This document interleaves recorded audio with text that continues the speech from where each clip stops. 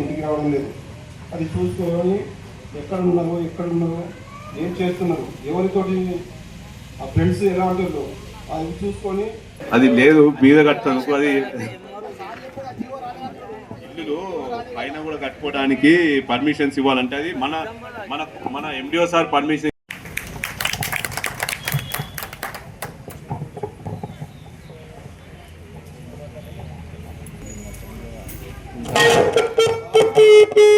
ప్రణాళికలో భాగంగా ఈరోజు ఏదైతే గ్రామ సభ నిర్వహిస్తున్నామో దీనికి విచ్చేసిన ఎండిఓ సార్ గారికి, డిటి సార్ గారికి, ఏఈ సార్ గారికి, చైర్మన్ సిద్ధు గారికి, మనము ప్రతి డిపార్ట్మెంట్ నుండి మనం డిస్కస్ చేసాం. ఇప్పుడు అయితే ఒకటి గ్రామంలో ఇప్పుడు ఇంటి నుంచి మేము కూడా తిరుగుతున్నాం కాబట్టి మాకు కూడా కొన్ని సమస్యలు అంటే పబ్లిక్ నుండి కూడా మా తరఫు నుండి మేము అయినంత వరకు మేము ప్రయత్నం చేస్తున్నాము.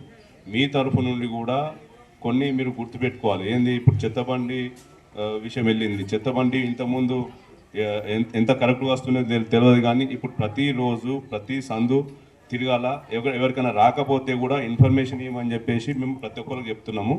ఎందుకంటే ఇంత కంటిన్యూగా చెత్తబండి తిరగంగా కూడా చాలా మంది చెత్త తీసుకొచ్చి మోళ్ళు వేయడం కానీ రోడ్డు పక్కన వేయడం కానీ జరుగుతుంది. కొన్ని కాలనీలో అయితే కుప్పలుగా నిండిపోయింది. ఒకవేళ ఎవరికైనా కానీ చెత్తబండి రాకపోతే ఖచ్చితంగా గ్రామ పంచాయతీకి ఇన్ఫర్మేషన్ ఇవ్వండి. మీ వార్డు మెంబర్లకు ఇన్ఫర్మేషన్ ఇవ్వండి. సెక్రటరీకి కానీ మాకు కానీ ఉప సర్పంచ్ ఎవరికైనా కానీ ఇన్ఫర్మేషన్ ఇస్తే. అలాగే వాటర్ది 3 నెలలు మాకు వాటర్ది బాగా ఒక ఏమంటారు ఇక అది పెద్ద ఇది అయిపోయింది మాకు. అసలు ప్రతిరోజు పొద్దున్న లేచి నుంచి రాత్రి దాకా కూడా కంటిన్యూ ఫోన్లు. చాలా ఏరియాలలో వాటర్ ప్రాబ్లం వచ్చింది. అక్కడ ట్యాంకులు పంపడం కానీ అయినంత మటుకు మేము ప్రయత్నం చేసి సప్లై చేసే ప్రయత్నం చేసాము. ఇక ఆల్మోస్ట్ సమ్మర్ అయిపోయింది కాబట్టి ఇప్పుడు ఇంకా వేరే డెవలప్మెంట్ కోసం ఆలోచించడానికి టైం దొరుకుతుందని అనుకుంటున్నాము.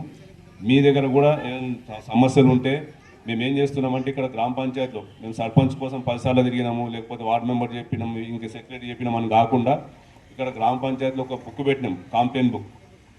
ఎవరైనా కానీ ప్రాబ్లమ్స్ ఉంటే వచ్చి ఆ కంప్లైంట్ బుక్లో రాయాలి. అయినంత మటుకు క్లోజ్ చేస్తాం. క్లోజ్ చేయని ఏమైనా ఉంటే కూడా మేమే అంటే అక్కడ అది సమస్యను బట్టి ఒక ఆఫీసర్ని కూడా దానికి ఇన్ఛార్జ్గా పెట్టాము. వాళ్ళు ఏదైతే డిపార్ట్మెంట్ సంబంధించి ఎవరైతే ఉన్నారో వాళ్ళకు ఫోన్ చేసి ఆ ప్రాబ్లం ఫోన్ నెంబర్ రాసుకుంటాం. ఎవరైతే ప్రాబ్లం చెప్పారో వాళ్ళ ఫోన్ నెంబర్ రాసుకుంటాము. వాళ్ళకు ఫోన్ చేసి క్లోజ్ అయిందంటేనే అది క్లోజింగ్ అంటే తన సంతకాలు తీసుకొని దాన్ని క్లోజ్ చేస్తారు అన్నట్టు. ఇప్పటి నుండి మీకు ఎలాంటి సమస్యలు ఉన్నా వాటర్ పైన కానీ ఈ డ్రైనేజ్ పరంగా కానీ లేకపోతే లైట్లు కానీ ఏ సమస్య ఉన్నా కానీ ఖచ్చితంగా మీరు గ్రామ పంచాయతీకి రావాలా. ఆ బుక్లో కంప్లైంట్ బుక్లో మీరు ఎంట్రీ చేయాలి. అయితే అది క్లోజ్ చేసే ప్రయత్నం మేము చేస్తాం. అలాగే నెక్స్ట్ వీక్ నుండి ఒక వాక్డౌన్ అనుకుంటున్నాము. ప్రతి విలేజ్లో ప్రతి గల్లీలో వారానికి ఒకసారి తిరగడము. ఏదైనా సమస్యలు ఉంటే ఆ వారం రోజుల్లో క్లోజ్ చేయడం. వారానికి ఒకసారి తిరగాల. అట్లా అన్ని డిపార్ట్మెంట్లు పట్టుకొని ఒక వాక్డౌన్ స్టార్ట్ చేయాలనుకుంటున్నాం. నెక్స్ట్ వీక్ నుంచి అది కూడా ఉంటుంది. మీరు ఇక్కడ దాకా రాకముందే క్లోజ్ చేసే ప్రయత్నాలు మేము చేద్దామని అనుకుంటున్నాము. దాన్ని కూడా ప్రతి ఒక్కరు సహకరించాలి. ఎందుకంటే మేము గ్రామంలో వెళ్ళినప్పుడు ఎటైనా వెళ్తే సమస్యలన్నీ కనబడ్డప్పుడు అన్నీ చెప్పేస్తున్నాయి. అంటే మాకు ఆఫీస్ రావడానికి 2 గంటలు పడుతుంది, ఇంటి నుండి ఆఫీస్ రావడానికి. ఇక అయినంత మటుకు నేను ఎందుకంటే ఇక్కడ కూడా పబ్లిక్ ఉంటారు కాబట్టి సమస్య వచ్చినోడు అంటే ఇప్పుడు కనబడితే చెప్పడం వేరా. అది నిజంగా కూడా సీరియస్ ఇష్యూ ఉన్నదంటే ఖచ్చితంగా టైం తీసుకొని గ్రామ పంచాయతీకి వస్తాడు. ఇక్కడ ఆల్రెడీ పబ్లిక్ వెయిట్ చేస్తూ ఉంటారు కాబట్టి అయినంత మటుకు అంటే ఇక్కడ పబ్లిక్ వెయిట్ చేస్తున్నట్టు అయినంత మటుకు తప్పించుకొని రావడానికి ప్రయత్నం చేస్తాం మేము. అది కరెక్టో కాదో కానీ ఎందుకంటే సమస్య ఉన్నాడు ఇక్కడ ఆల్రెడీ ఇక్కడ కూర్చొని ఉంటాడు కాబట్టి ఈయన ఒక గంట సేపు 2 గంటలు వెయిట్ చేసిన అనుకో ఆయన కూడా కోపం వస్తుంది. మళ్ళీ అదే మేము వచ్చిన గంట సేపు కూర్చున్నాం మీరు రాలే అంటారు. అందుకోసమే అయినంత మటుకు ఇక్కడికే రండి. ప్రతి ఒక్కరికి ఏ సమస్య ఉన్నా కానీ గ్రామ పంచాయతీకి రండి, మీ కంప్లైంట్ బుక్లో ఎంట్రీ చేసుకోండి. ఇప్పటికీ కూడా మంచినీటిలో కూడా డెంగ్యూ దోమలు గుడ్లు పెడతాయి. Dengue is a very dangerous. మీకు తెలుసు డెంగ్యూ ఫీవర్ వస్తే 1 నెల వరకు సఫర్ కావాల్సి ఉంటుంది. స్పెషల్ మంచిగా కేర్ తీసుకోకపోతే చనిపోతారు కూడా. కాబట్టి మంచినీళ్ళు నిల్వ ఉన్నా కూడా అది డేంజరే. నీటి నిల్వ అనేది ఉంచుకోకుండా చూసుకోండి. దాంతోపాటు మంచి నీళ్ళని తాగండి. అండ్ దాంతోపాటుగా solid waste management is a most important topic. Government నుంచి ఇంతకుముందు మనకి 2 చెత్త డబ్బాలు ఇచ్చిండే, ఒకటి గ్రీన్ అండ్ ఒకటి బ్లూ, అంటే ఒకటి నీలం కలరు ఒకటి ఆకుపచ్చ కలర్ ఇచ్చేది. మనందరం ఏం చేస్తామంటే నీలం కలర్ది ఆకుపచ్చ కలర్ది 2 తీసుకుపోతాం. ఒక దాంట్లో పెసరపప్పు, ఒక దాంట్లో కందిపప్పు పోతాం. అది కాదండి, అది తప్పు. ఇప్పటి నుంచి గవర్నమెంట్ 4 డబ్బాలు ఇస్తుంది. అక్కడ పెట్టి ఉన్నది చూడండి పిల్క్స్లో, ఒకటి గ్రీన్ కలర్, నీలం కలర్ అండ్ ఎరుపు అండ్ పసుపు పచ్చ.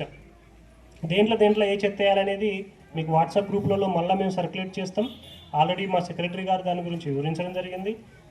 ఇప్పుడు ఈవెన్ ట్రాక్టర్లో కూడా ఇంతకుముందు 2 సెగ్మెంట్స్ ఉంటుండే, 2 భాగాలు ఉంటుండే, ఇప్పుడు 4 భాగాలు చేస్తుంది. గవర్నమెంట్ దాని మీద స్పెషల్ గైడ్లైన్స్ ఇచ్చింది.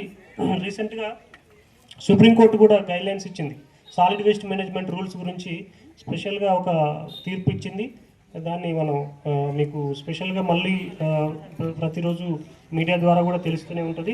కాబట్టి మీరు ఇంటి దగ్గర చేయాల్సిన మీ కర్తవ్యం ఏంటంటే చెత్తని 4 భాగాలుగా విభజించాలి. మేము ఇంకా 2 డబ్బాలు, ఆల్రెడీ 2 డబ్బాలు ఇవ్వడం జరిగింది, ఇంకా 2 డబ్బాలు ఇస్తారు. ఫస్ట్ 2 డబ్బాలు ఇవ్వడం జరిగింది, మిగతా 2 డబ్బాలు కూడా గవర్నమెంట్ మీకు ప్రొవైడ్ చేస్తుంది. ఆ 4 డబ్బాలలో 4 రకాల చెత్తలు వేయడం అలవాటు చేసుకోవాలి.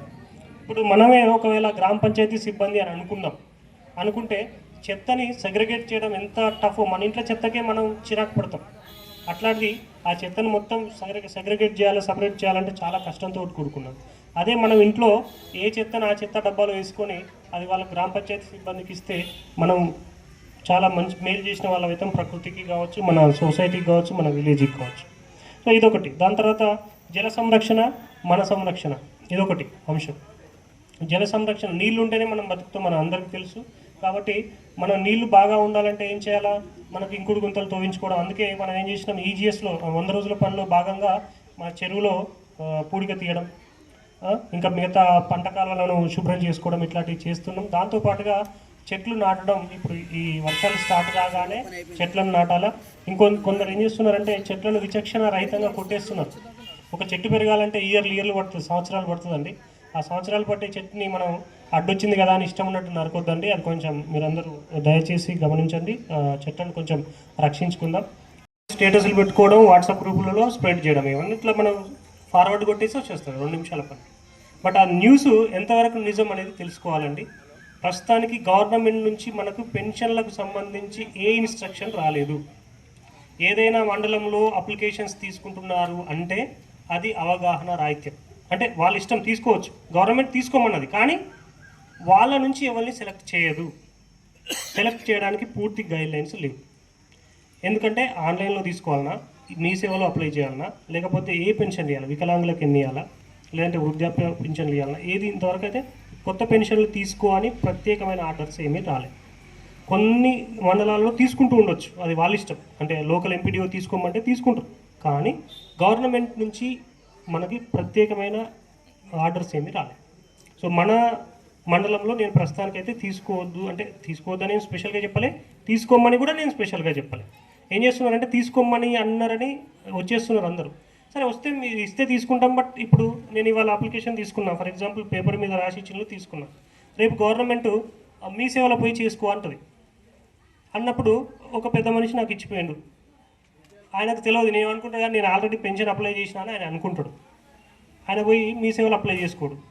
ఆయన తరపున ఎవరు చేయాలి మరి? మీ సేవలో ఎవరు చేయరు. చివరికి ఏమైపోతుంది, ఆయనకు పెన్షన్ రాదు.